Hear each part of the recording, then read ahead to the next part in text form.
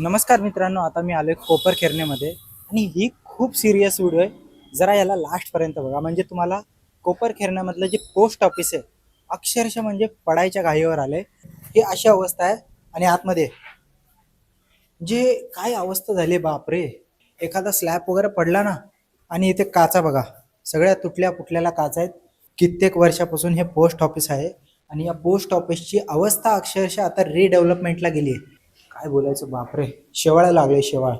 की पडलं बिडलं तर ही पूर्ण भिंत पडायची घाईला आली. ही अवस्था बघून अक्षरशः मला भीती वाटली या बिल्डिंग मध्ये येण्याच्या अगोदर, की साला हे पडलं बिडलं तर लोक मरतील आणि याची अकाउंटेबिलिटी कोण घेणार.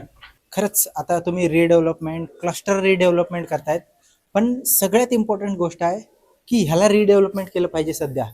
आज या बिल्डिंगची आज अशी अवस्था आहे की ही बिल्डिंग कधीही पडू शकते आणि कधीही इथला स्लॅब ढासळू शकतो.